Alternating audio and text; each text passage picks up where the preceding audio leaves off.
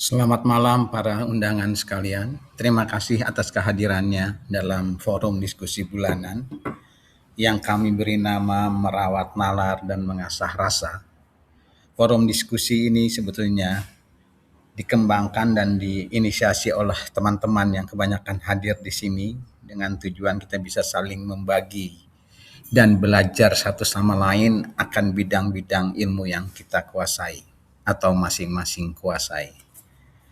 Hari ini, pada hari Jumat tanggal 4 Mei 2026, kita akan membicarakan pemikiran Alfred North Whitehead.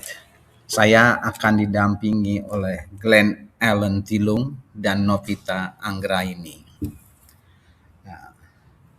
Filsafat Alfred North Whitehead ini kita diskusikan di sini karena menurut hemat kami banyak sekali relevansinya yang dapat kita tarik untuk masalah-masalah yang kita hadapin di masa kini.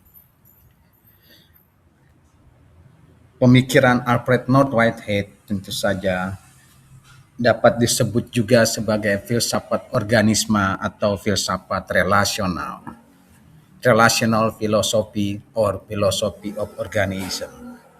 Dan kami di sini akan mencoba menjelaskan apa itu. Sejak perkembangan ilmu pengetahuan modern seperti genetic biology developmental, microbiology, modern physics, electromagnetic field theory, dan bahkan quantum physics dan Einstein relativity theory, realitas dalam semesta ini tidak lagi dilihat sebagai semata-mata sebagai satu entitas yang berdiri sendiri dan tidak tergantung dari lainnya seperti semacam body atau wujud badan dengan gravitational force. Semenjak perkembangan fisika modern, alam semesta lebih dilihat sebagai field and energy. Dan oleh karena itu kemudian realitas harus dilihat sebagai sesuatu yang sangat relasional dan relatif. Realitas menurut Whitehead adalah bukan merupakan satu substansi atau entitas yang berdiri sendiri, saya ulangi lagi, tapi merupakan satu proses atau relasi yang ada di dalam alam semesta ini. Karena itu, unit atau basic konstituen dari realitas adalah actual occasion atau event dalam istilah yang digunakan oleh Alfred North Whitehead. Kalau ininya kecil gitu, itu disebut dia actual occasion. Peristiwa yang sangat pendek per second gitu, actual occasion. Tapi kalau itu menjadi panjang, masa yang panjang sekali, misalnya masa kamu kuliah, menjadi actual entity gitu. Tapi bentuknya event-event semua. Jadi unit dari realitas itu adalah peristiwa-peristiwa. Realitas yang ada di alam semesta ini yang wujudnya adalah berbagai peristiwa yang terjadi menurut Alfred North Whitehead dialami manusia di dalam 3 cara. Satu, apa yang disebut dengan mode of causal efficacy yang memberikan kesadaran dalam diri kita karena adanya efek atau dampak yang kita terima atau kita alami karena ada peristiwa yang terjadi di depan kita. Mode yang kedua adalah disebut dia dengan mode of presentational immediacy, yaitu kesadaran akan gagasan atau ide-ide yang muncul di dalam pikiran kita karena adanya peristiwa yang mempengaruhi diri kita. Dan gagasan itu bisa berupa berbagai kemungkinan hipotesa yang tak terhingga. Dan modus yang terakhir disebut dia adalah mode of symbolic reference yang isinya adalah keputusan yang kita ambil untuk menentukan apa hakikat dari peristiwa yang sedang kita alami di depan diri kita. Saya ulangi lagi, menurut Whitehead, mode of causal efficacy pada dasarnya adalah kesadaran afektual yang muncul di dalam pikiran kita atau diri kita karena ada satu objek aktual yang terjadi di luar diri kita. Oleh karena itu, dia merupakan satu pengetahuan yang bersifat langsung akan keberadaan satu objek aktual. Dan dengan demikian dapat kita perlakukan sebagai satu data yang bersifat objektif. Mode of presentational immediacy menurut Whitehead adalah gagasan-gagasan yang muncul dalam pikiran kita yang bersifat hypothetical berkenaan dengan apa yang sedang terjadi itu. Sedangkan mode of symbolic reference adalah keputusan yang kita ambil berkenaan dengan esensi atau hakikat tentang objek aktual yang terjadi di dalam diri, yang sedang terjadi di hadapan kita. Oleh karena itu, dia mengandung keputusan yang kita ambil untuk menentukan apa esensi dari aktual objek itu. Dengan demikian, dalam tahap ketiga dari symbolic reference ini mengandung nilai atau penuh dengan nilai karena mengandung keputusan yang harus kita ambil. Ketika decision saya buat mengandung istilah Whitehead subjective aim, tujuan yang sifatnya subjektif untuk kemudian itu ternyata benar saya itu bau durian misalnya gitu, atau kamu mendengar letusan besar banget gitu ya. Kamu nggak ngelihat objeknya apa gitu, kamu ada efektual kan, kamu sesuatu yang mengafek kamu, kemudian kamu membuat gagasan-gagasan yang tak terhingga, bantrok meledak atau bom sedang meledak gitu, atau gunung meletus gitu. Kamu kan gagasan itu bisa muncul di kepala kamu tak terhingga, macam-macam gagasan gitu kan. Nah kemudian kamu membuat decision, ternyata itu mau bom meletus. Decision itu kamu kemudian mengambil event lain, muncul event lain, saya harus lari, itu kan benar nggak? Harus lari karena saya bisa kena nih, lari. Jadi satu event itu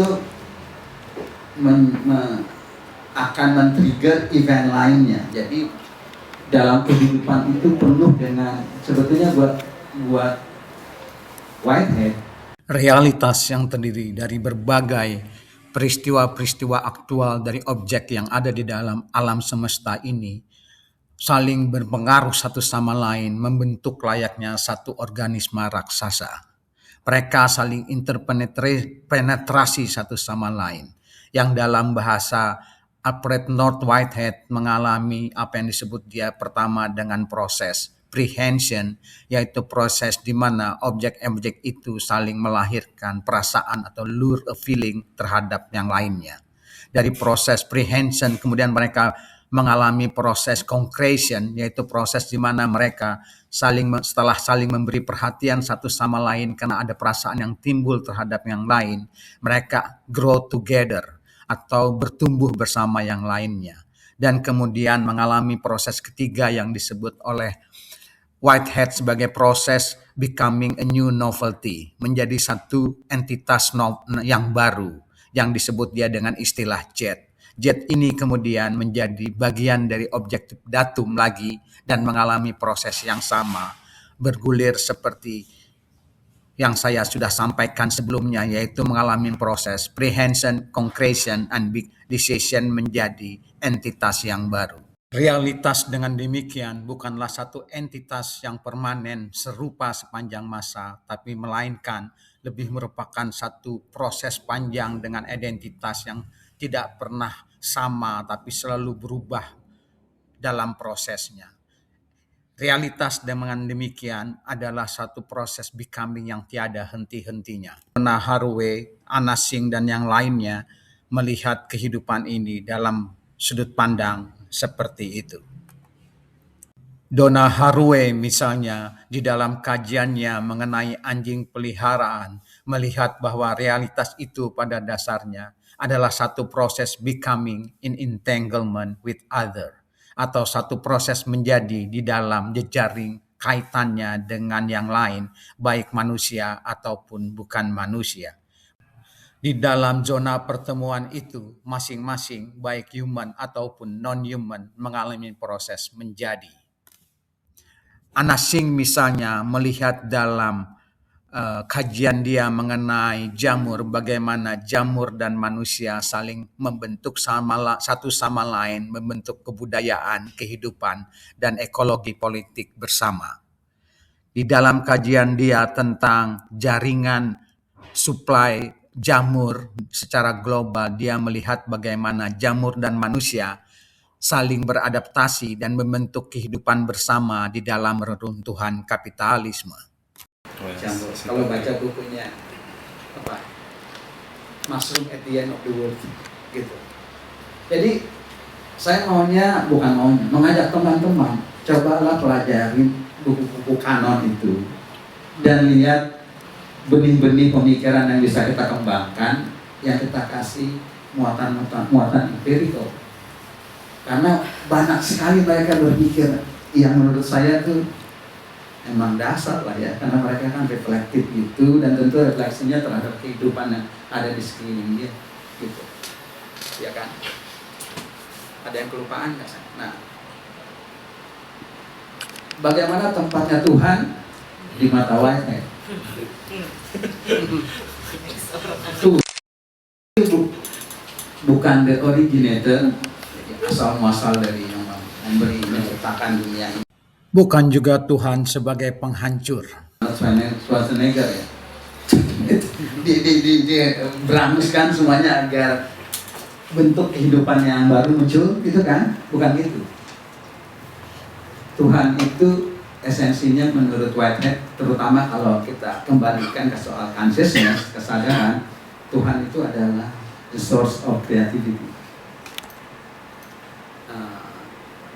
Selain itu dia adalah the foundation of order. Kalau menurut Whitehead, dia juga the principle of limitation. Saya ketika baca the principle, saya jadi ingat agama saya, Islam. Islam itu artinya apa? Islam atau din ya, saya lupa. Salah satu artinya, saya pernah baca bukunya siapa? Dosen Islam yang terkenal, Fazlur Rahman di University of Chicago. Saya lupa dia ketika bicara agama atau ketika bicara Islam. Saya bukan ahli agama, bantu saya teman-teman. Tapi artinya agama atau Islam itu salah satu artinya adalah batasan. Ya. Teman, apa Pak Anas? Itu din atau apa yang artinya batasan? Din. Din itu artinya batasan. Jadi Tuhan itu yang memberi batas, memberi boundary sebetulnya. Menurut Whitehead. Karena di dalam limitation itu Tuhan memberi batasan tentang the eternal possibilities itu. Kalau possibility yang dihadapi manusia itu tak terhingga, chaos nggak kehidupan manusia? Chaos. Justru Tuhan yang memberi limitation di situ. Tuhan itu ada dalam kehidupan ini, bukan terpisah dari kehidupan ini. Dan dia, menurut Whitehead, dia itu merasakan kehidupan ini. Kalau buat yang agama Kristen sih gampang banget ya, terlimitasi itu. Tuhan merasakan suffering itu sebagai Jesus gitu kan. Dia merasakan itu bersama kamu. He feel it with us gitu, human gitu kan, tentang suffering di dunia ini.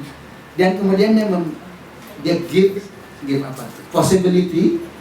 Tidak hanya di possibility yang tak terhingga, tetapi dalam possibility juga memungkinkan ada possibility untuk tidak mungkin. Jadi dia membatasi. Jadi the objective datum itu determine awalnya, kemudian manusia punya free will untuk menentukan milih mana, yang tadi saya bilang eternal possibilities, kemudian dan memilih decision. Tuhan seolah-olah itu Tuhan give you limitation to choose gitu. Paham ya maksudnya? Jadi Tuhan punya function di situ dalam kehidupan itu, bukan berada di luar kehidupan. Jadi Tuhan menciptakan kehidupan, kemudian dia mundur dari kehidupan itu, berdiri di tahtanya, peduli setan dengan kehidupan. Maksudnya bukan gitu, menurut Whitehead. Tuhan punya fungsi sangat utilities ya buat Whitehead. Tapi ya Tuhan kan nggak butuh apa-apa. Jadi kita harus lihat apa manfaatnya buat manusia, betul nggak sih? Ya tapi kurang lebih begitu kan logikanya gitu. Nah mudah-mudahan itu beberapa hal yang saya bisa sampaikan, nanti kita bisa diskusikan. Sebenarnya saya mau bicara ini dulu, saya ajak teman-teman itu melihat relevansinya Whitehead untuk persoalan-persoalan yang kita alami dalam kehidupan kita sehari-hari. Saya dulu bicara kegelisahan anak muda, gitu kan. Bisa nggak sih kita membuat itu relevan buat pemikiran dia? Anak muda sekarang sedang gelisah, gitu kan, sedang kerja ngerasa ini bullshit job, gitu kan. Ini kerjaan ini bullshit semua, ini gitu kan, nggak punya saya makna apa-apa, gitu kan. Itu tulisannya siapa tuh? Graeber. Gitu. Nah tapi cobalah berpikir kita dalam diskusi ini melihat relevansi pemikiran dia untuk persoalan-persoalan. Saya kira gitu. Terima kasih. Lanjutkan apa Novita dulu atau Glenn dulu, silakan. Silakan. Diskusi aja. Iya. Ya diskusi ya Pak. Saya minta menanggapi untuk memancing diskusi. Ya mungkin untuk memancing diskusi aja ya, saya lanjutkan. Memang terus terang baca Whitehead itu memang berat gitu ya, sangat-sangat dense dengan istilah-istilahnya banyak. Even dia ya masih mending ya. Kalau kita belajar filsafat itu kalau dapat yang bahasa Jerman kan harus belajar bahasa Jerman, susah juga. Whitehead untungnya bahasa Inggris karena dia memang aslinya bahasa Inggris. Tapi walaupun kita sudah baca bahasa Inggris, ada istilah-istilah yang dalam bahasa Inggris yang dia ciptakan sendiri, yang kita juga bingung apa nih terjemahannya. Oke, kalaupun dia diterjemahkan itu agak susah gitu. Nah, terus terang saya tertarik baca Whitehead itu ya teringat Graeber sebenarnya. Graeber itu pernah nge-tweet siapa filsuf yang dia anggap sebagai gurunya dia, Roy Baska, terus kemudian Spinoza, dan ada Whitehead di situ. Graeber bilang gitu, dia nge-tweet, masih ada tweetnya kalau masih cek sekarang. Dan itu kemudian saya coba belajar Whitehead, baca-baca. Dan kemudian saya juga dapat Whitehead itu karena saya waktu penelitian sama Mas Tony untuk tesis itu ngambil ekologi dan saya masuk ke ekoteologi. Nah saya telat sebenarnya, sudah submit, terus saya baca-baca referensi, oh nih ada nih ekoteologi yang bahas itu si Catherine Keller. Dia teolog, tapi dia juga itu ternyata Whiteheadian scholar. Saya baru tahu di situ dia. Oh dia ini melihat dari proses realita. Karena kalau kita cek-cek sebenarnya Whitehead itu banyak yang nggak tahu dia, even di Barat pada saat itu. Dia kemudian dipungut sebenarnya oleh teolog gitu, John Koch. Baru kemudian tulisan-tulisannya dipelajari kembali dan akhirnya kemudian ya mulai muncul belakangan ini, terutama terhadap kritik terhadap sains. Ya. Jadi makanya tadi seperti Mas Tony bilang, kenapa dia ada bahas Tuhan? Karena itu ada memang menarik kalau kita lihat bagaimana dia membahas tentang Tuhan dan konsepnya dia tentang Tuhan itu masuk di dalam wilayah sebenarnya metafisik, wilayah metafisik yang sangat berbeda dengan teisme klasik, itu berbeda. Dan seperti yang Mas Tony katakan, kalau mau ditanya relevan nggak sih kita bahas Pak? Ya. Kalau kita baca yang dense tadi, yang Whitehead coba menganalisa sebenarnya sangat sederhana, tapi ketika dia coba memang menjabarkan itu secara teknis itu memang agak-agak sulit. Karena dia memang terlatih gayanya gaya analitik kan, Inggris itu gaya analitik. Jadi baca Whitehead gaya analitik, tapi isinya itu agak-agak berat ke kontinental sebenarnya. Walaupun dia coba untuk artikulasikan itu dengan gaya filsafat analitik. Nah, di bab awal kalau kita baca buku itu, dia bilang justru bahwa pendekatan saya, filsafat saya itu lebih dekat kepada filsafat timur. Karena dia memang ingin membongkar filsafat barat yang substansi, dasar realita itu adalah substansi. Nah, Whitehead ingin coba membuktikan bahwa kalau berbicara tentang realita itu kita pilah-pilah nggak akan ketemu seperti barat melihat misal-misalkan inti dari realita adalah satu substans, atom. Tapi Whitehead bilang enggak. Yang adalah realita itu adalah drop of experience, apa yang kemudian dia sebut sebagai actual occasion atau actual entity. Itulah unit realita. Jadi secara gampangnya adalah realita paling dasar dalam skema metafisiknya Whitehead itu adalah animasi. motion, bukan sesuatu yang fix, tetap. Jadi, dan dia dalam penjabarannya dia yang luar biasa sekali. Jadi kalau kita lihat di bab part 1 itu banyak banget itu. Ada 8 categories of existence, terus kemudian 27 kategori of explanation, baru ada 9 kategori of obligation. Itu banyak banget itu, mau benar-benar dance. Tapi yang mau coba dia ingin analisa untuk membuktikan dia punya gagasan metafisiknya adalah kita bayangkan kita yang sekarang ini dengan kita yang 5 menit yang lalu itu udah beda, udah gak sama. Dan dia bisa terangkan itu, kenapa itu, prosesnya seperti apa alurnya. Jadi saya itu tidak pernah akan sama setiap even microsecond. Bahkan jangankan saya sebagai manusia, meja ini batu itu semua itu. Kita pikir ini udah fix nih. Kalau itu gila, dan dia bisa buktikan itu secara skema metafisiknya itu nggak sama dengan yang itu sekarang. Karena memang kita terbiasa melihat apalagi dalam filsafat barat, subjek objek, subjek predikat. Ada subjek yang tetap, predikat itu akan berubah-ubah. Apel ini merah, itu udah meja ini keras, dan seolah-olah apapun yang terjadi dia punya kualia bisa berubah, tapi subjeknya tetap sama. Wah itu enggak, dia menolak itu gagasan Aristoteles. Nah itulah sebabnya, karena 1 detik setelah itu pun saya akan menjadi sesuatu yang baru. Itu yang kemudian diambil menjadi datum, istilahnya berat, menjadi datum, tapi kemudian dilanjutkan dengan novelty yang baru. Itu kira-kira yang coba saya tambahkan.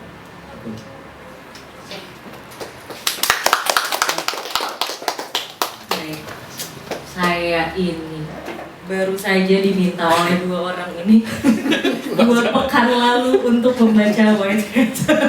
Jadi kalau Pak Tony Sama orang dengan saya bilang, Pak, ini saya sudah 2 minggu, saya bolak-balik membaca Whitehead, saya capek banget. Kayak saya udah sampai ke sini, saya harus mundur jauh lagi untuk memahami konteks-konteks ini. Dan ada beberapa hal yang akhirnya memang saya terpikir, wah sebegitunya ya dunia para pemikir ini secara filosofer. Karena dalam kurun waktu boleh dibilang saya selalu membaca karya-karya Latour gitu ya. Dan tepatnya sih pesisir Pantura dan juga Sumatera. Bagaimana kita melihat ketika slow violence gitu ya, yang diteorikan oleh Nixon tentang kekerasan lambat menjelma menjadi slow disaster, yang akhirnya itu menjadi sebuah permasalahan kompleks yang sampai sekarang di titik di mana saya menit terakhir berbicara pada saat ini dengan mereka pun belum sanggup untuk bisa melakukan interpretasi yang secara nyata gitu ya, karena situasinya memang sangat kompleks. Ketika membaca Whitehead, akhirnya itu menjadi refleksi kembali.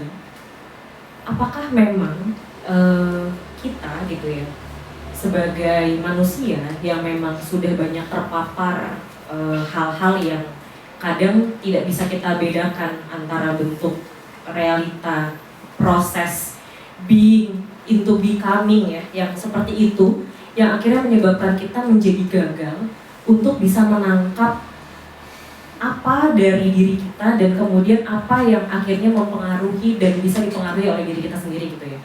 Kita bayangkan mungkin ketika kita berbicara soal entitas non manusia di luar diri kita sebagai manusia gitu ya, air yang bergerak, kemudian mungkin boleh dibilang lanskap gitu ya, sebuah aliran sungai gitu ya atau laut gitu ya, kemudian menjadi tercemar. Apakah memang seolah-olah dia memang sudah tercemar seperti itu gitu ya? Dan kalau misalnya memang kita terpancing untuk berpikir konteks dia menjadi saat ini itu kan memiliki proses histori yang sangat panjang bahkan, dan mungkin saja kontribusi kadang menjadi kekhawatiran mengapa gitu ya disiplin-disiplin ilmu seperti ini gitu ya, antropologi dan lain sebagainya, tidak bisa membantu dari sisi bagaimana sih suatu etika, estetika, spiritualisme itu justru menjadi hal yang penting untuk bisa mewujudkan ekosistem lingkungan manusia gitu ya, baik ini secara dekat gitu, karena boleh dibilang kegagalan kita dalam melakukan permasalahan ini gitu ya, sebenarnya bukan berbicara tentang teknologinya gitu atau kegagapannya sebenarnya, karena berapa banyak proyek mangkrak misalnya gitu ya yang dilakukan ketika sebuah teknologi itu dibangun. Namun bagaimana kita mewujudkan sebuah teknologi itu, apakah itu memang sudah didasari oleh kesadaran kita sebagai masyarakat atau sebagai manusia yang memang sadar akan teknologi yang diwujudkan itu ya. Secara jelasnya gini, ketika sebuah teknologi diadaptasi gitu ya tadi dengan hal-hal yang mungkin jauh dari kesadaran dan itu terlepas dari sebuah prosesnya masyarakat itu sendiri, itu menjadi suatu yang asing dan tidak bisa dicerna gitu ya, dan dianggap itu bukan bagian dari realitas proses dari masyarakat itu sendiri. Dan itu yang membuat kadang gitu ya, hal-hal yang dilihat itu hanya sebagai bahwa apa yang terjadi itu ya pengaruh dari antroposentrisme manusia gitu ya. Karena memang kita tidak dekat dengan mikro-mikro itu gitu. Jadi kalau misalnya mau ngomong apakah masyarakat pesisir sendiri misalnya gitu ya, itu memang mengetahui identitas dia gitu, atau justru amnesia secara ekologi, tidak tahu realitas prosesnya, tidak tahu bagaimana mereka melihat itu menjadi sebuah kesadaran dan lain sebagainya. Itu yang mungkin memang akhirnya kita mungkin tidak kekurangan. Memang ini Inggris banget, Whitehead ini Inggris banget. Yang disampaikan tuh menurut saya sih tidak baru, karena sudah ada yang lebih dulu menyampaikan, David Hume, tokoh empirisme itu, yang bilang bahwa kausalitas itu tidak ada. Semuanya itu hanya rentetan peristiwa dari, misalkan saya melempar batu ke kaca kemudian pecah. Nah itu kaca pecah bukan karena saya melempar batu, tapi ada peristiwa melempar batu yang kemudian diikuti oleh jadi ya ini Inggris banget memang, dan ini menurut saya sih nggak baru-baru amat kalau Whitehead ngomong gitu. Nah yang pertanyaan saya adalah tadi yang disampaikan oleh Mas Glenn tadi juga yang nyambung dengan atau nih soal becoming tadi, itu proses bahwa segala sesuatu ada apa namanya istilahnya tadi itu yang nggak ada yang tetap tapi selalu berubah, berproses.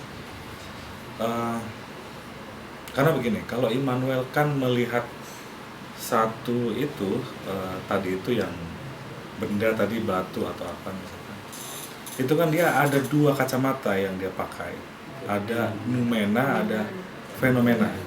Yang bisa kita tangkap panca indera kita ini hanya fenomena saja. Itu tapi the thing in itself atau noumenanya nggak bisa kita tangkap. Nah, bagaimana ini menurut saya cara pandang Whitehead terhadap sesuatu yang berubah terus itu gimana? Terima kasih itu. Terima kasih. Mas silakan Pradita. Kalau saya kelupaan nanti kasih tahu saya. Iya. Karena nggak dicatat. Selamat malam. Terima kasih Mas Kami, Mbak Novita, Bang Glenn, menarik pengantarnya.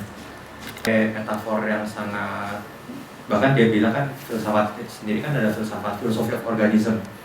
Jadi metafornya sangat biologis dan seakan-akan segala hal. Dia juga bahkan bilang, saya ngutip langsung supaya nggak merah. Relatedness is wholly concerned with the appropriation of the dead by living. Kalau saya tangkap kan dia sebenarnya ngomongin waktu ya, tadi dia bilang Bang Glenn, sebenarnya kita selalu berubah terus. Yang kalau saya interpretasi saya terbatas, kayaknya Marx juga bilang bahwa men make their own history but they are never cannot make it as they please. Tapi itu Marx rally sangat materialistis, kalau Whitehead jadi sangat biologis. Yang pertanyaan saya adalah, sebenarnya saya pengen nanya ini, sebenarnya konsekuensi teoritis dari membuat segala yang menjadi sangat biologis itu seperti apa sih?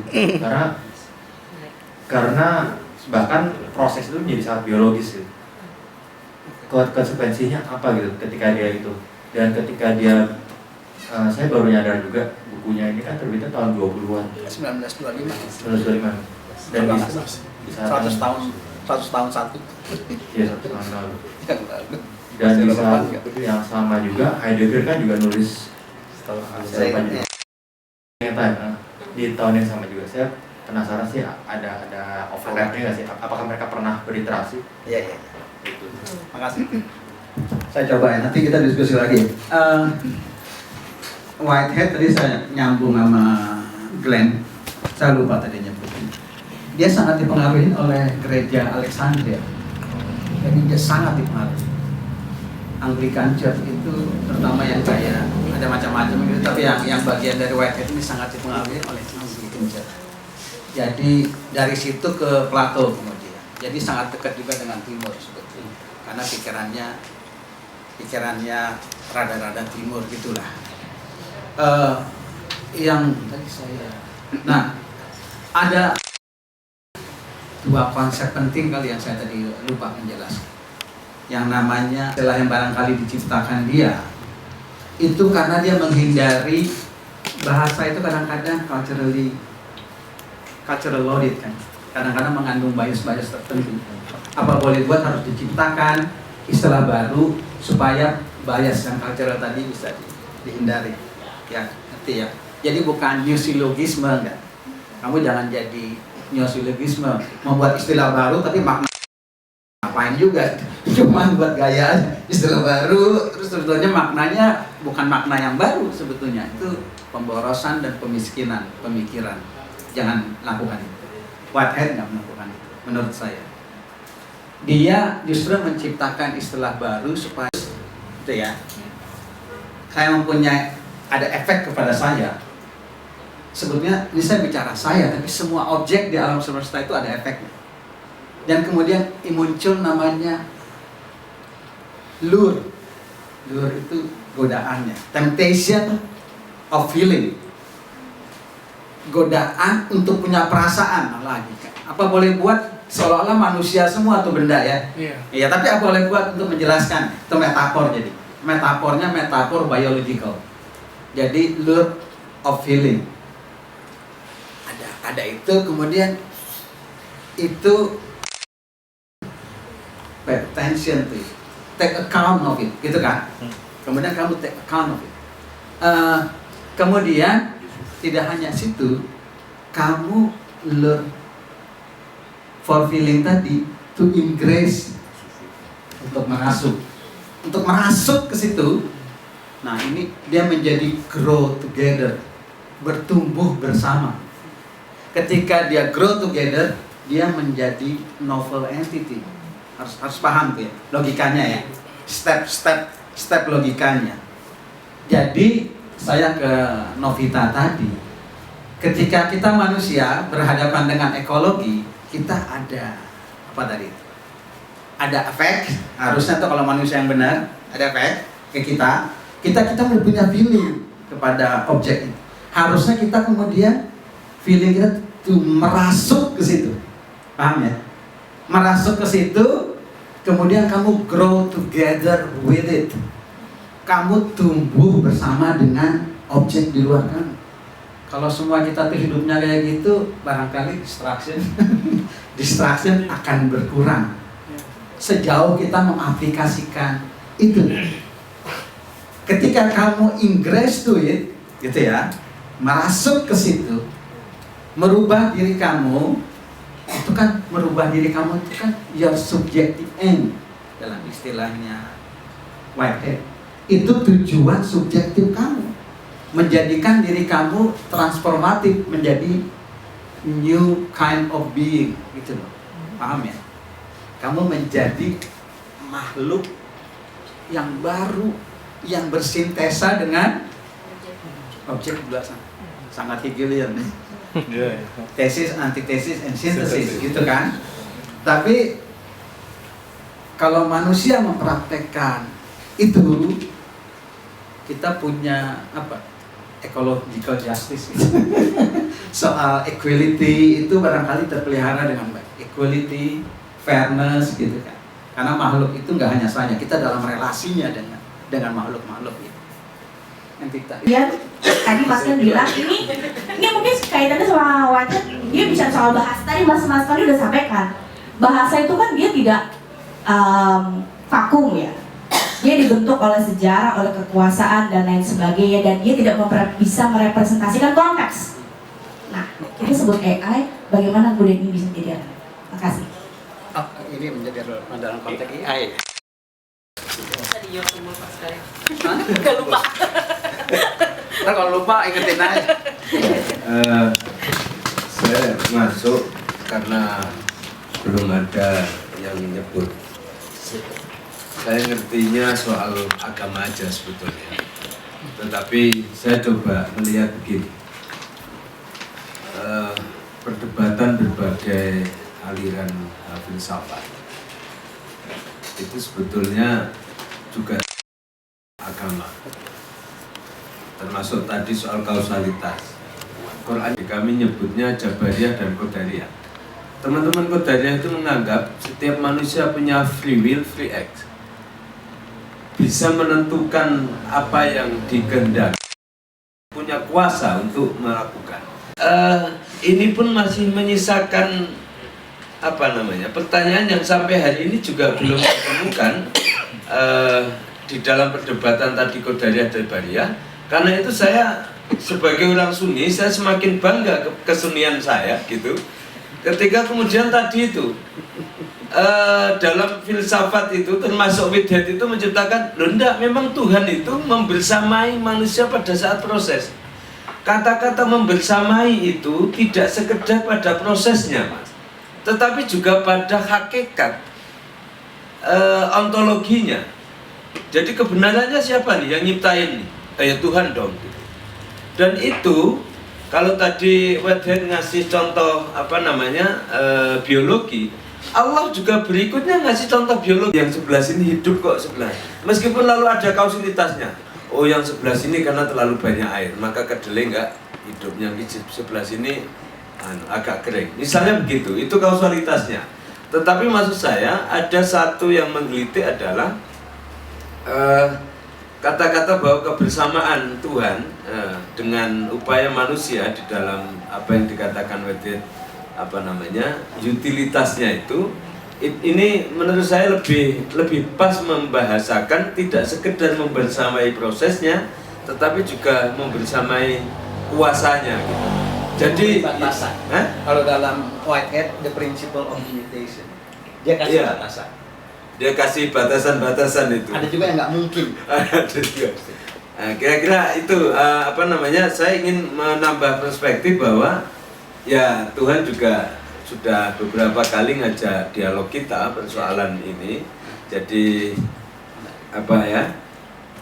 yang tidak pernah selesai tadi itu prosesnya dalam pemikiran Whitehead ternyata.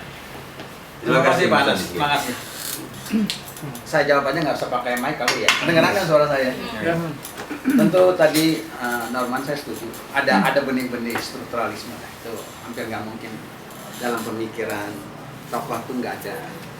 Soal oposisi itu pasti ada. Hegel pun ada tesis antitesis itu kan pasti itu ada. Jadi kita sama Norman itu ada itu.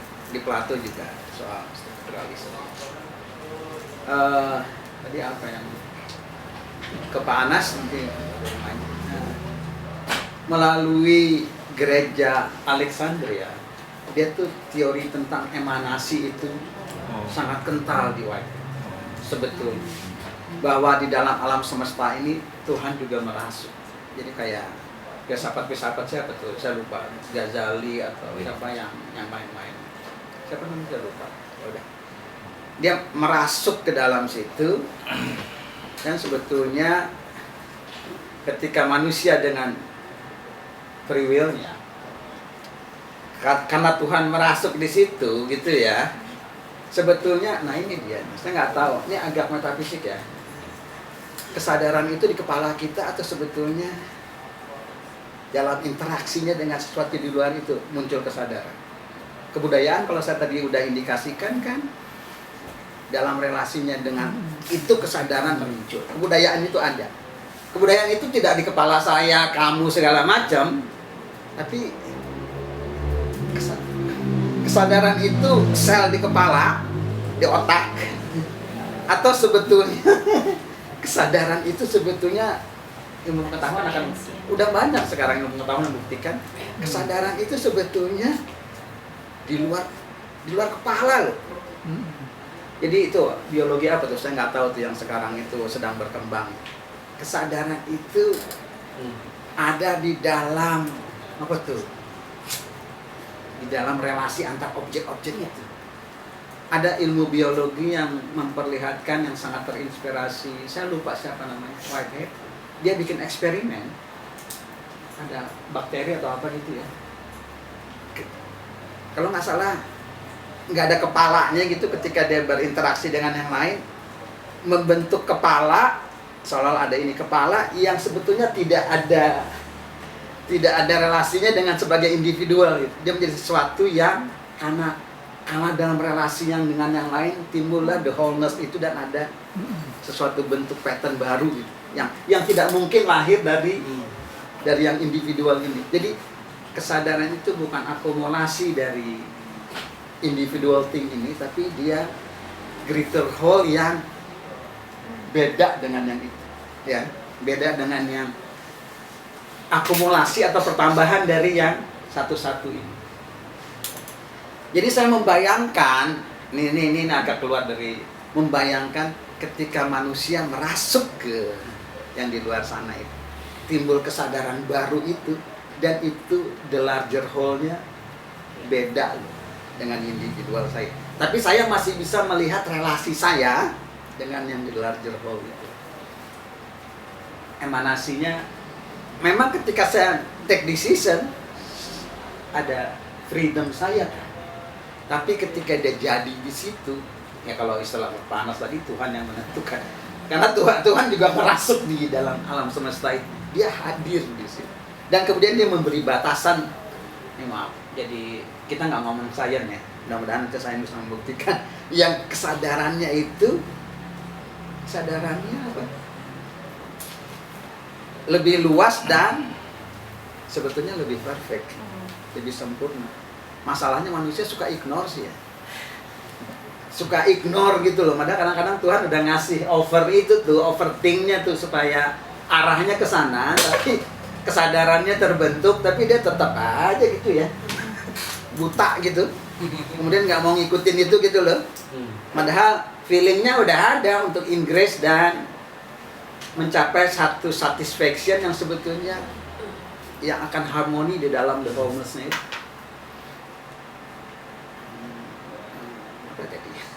Kira-kira mudahan jawab ya. Tadi saya ingat lagi tuh. Yang tadi soal fenomena dan nomena. Immanuel Kant ketika dalam bukunya Critique of Pure Reason, dia hanya mempersoalkan fenomena. Karena itu yang lebih pasti dan lebih.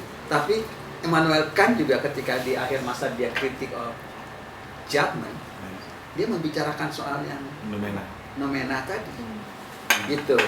Jadi kita harus kembali lagi baca Immanuel Kant, tapi dua-duanya dibaca, jangan berhenti di Critique of Pure Reason aja gitu. Nah, itu untungnya di Whitehead dua-duanya diambil sama dia. Tadi yang dibilang oleh Glenn, yang transcendent segala macam, yang di luar yang hanya penampakan gitu. Ada sesuatu itu diperhitungkan oleh Whitehead. Dalam istilah dia eternal possibilities itu. Di situ Tuhan sudah memberikan itu di benda-benda itu yang possibilities-nya luar biasa banyaknya dan tak terhingga. Tapi di dalam kemungkinan itu ada yang tidak mungkin. Karena kan antara possibility kan the possibility of not possible gitu kan. Harus juga ada namanya possibilities gitu. Possibilities artinya juga ada kemungkinan tidak mungkin gitu loh. Jadi itu kan sangat logis gitu loh. Jadi nah itu Tuhan memberi limit itu. Harusnya enggak lead to stray ya, tersesat ya. As long as you bertindak in accordance to dalam the harmony yang ketika kamu merasuk ke situ tuh, merasuk ke. Jadi filsafatnya Whitehead itu sangat estetik, sangat scientific, sangat religius juga. Dan semuanya dijabarkan dalam pembuktian yang sangat empirical sebisa mungkin dan scientific. Dia mencoba menjelaskan itu secara saintifik gitu. Kadang-kadang harus di-create istilah-istilah baru. Ya. Saya nggak membujuk orang untuk baca Whitehead kan ya. Iya. Itu baca Quran. baca ulang juga. Baca Quran. Dan untungnya Whitehead nggak menolak itu, jadi enak. Nggak tahu, silakan teman-teman bantu. Aku nambahin dulu ya. Tadi pertanyaan tentang bagaimana kita mencoba turun nih grounded ke konteks Indonesia dan power relation. Ada beberapa yang menarik sebenarnya dari Whitehead ya, dari bagaimana dia mencoba mengemukakan analisis-analisisnya dalam sebuah tulisan ini. Yang pertama tuh tadi adalah kita tahu bahwa Whitehead itu melakukan kritik keras tentang bagaimana alam yang tadi menolak gitu ya, yang tadinya disebutkan sebagai suatu hal yang mekanistik gitu ya, yang apa-apa tuh selalu diobjektifikasi gitu ya. Taruhlah kita berbicara soal hutan gitu ya, dalam konteks pemerintah kita sekarang ini, hutan itu selalu dipandang menjadi sebuah objek ya, yang dimana dia menghasilkan kayu, menghasilkan sumber daya, dan bagaimana kita melihat Papua misalnya, itu adalah sumber-sumber yang ketika relasi kekuasaan di sana bekerja tentunya ya teruslah dilakukan boleh bilang eksplorasi, eksploitatif gitu ya, karena mungkin dari tatanan sebuah negara sendiri Papua tidak dijadikan sebagai suatu entitas hidup atau yang boleh dibilang dianggap manusia-manusia yang ada di sana gitu, sehingga dia bisa dilakukan seperti itu, hutan-hutannya seperti itu, dan tentunya hutan-hutan yang lainnya juga terjadi ya. Dan ini menyambung pada sebuah konteks bifurcation of nature gitu ya, dimana akhirnya itu ada sebuah pemisahan gitu, yang dimana suatu heterogenitas gitu ya, dan menjelma menjadi segala sesuatunya menjadi homogen karena dianggap lebih sederhana. Contoh, hutan heterogen dijadikan hutan sawit. Pohon juga lah tuh. Kan pohon juga sawit itu. Sawit adalah pohon. Iya betul ya. Ini punya hak hidup ya. Iya, sebuah pemisahan itu kalau dibilang kita konteks Indonesia dari sebuah yang konteks heterogen menjadi sebuah homogen karena yang memang mau disederhanakan saja gitu ya kan, seperti itu. Dan yang akhirnya muncullah kita tuh seperti segala sesuatu itu antara nilai dengan realitas fisik itu jadi jauh sekali gitu ya. Itu yang akhirnya mungkin yang dikritik juga gitu oleh Whitehead ketika negara gitu ya memandang hutan sebagai suatu bentuk yang sangat sistemik menghasilkan gitu ya, tanpa memandang di sana ada yang juga hidup dan juga ada yang dihidupi, yang bergantung hidup dan lain sebagainya, itu dianggap itu mungkin nonsense gitu ya. Jadi itu yang boleh dibilang kerangka dari pemikiran Whitehead tentang segala sesuatunya itu dianggap menjadi objek gitu ya, karena mereka adalah bagian dari benda mati yang memang harus menjadi tadinya yang tadinya harusnya memang bentuknya heterogen kemudian menjadi homogen untuk penyederhanaan. Itu yang akhirnya menjadi masalah karena relasi kekuasaan yang ada di Indonesia memang tidak sampai situ gitu, berpikirnya tuh seperti itu. Dan yang jadi pertanyaan, bagaimana Pak?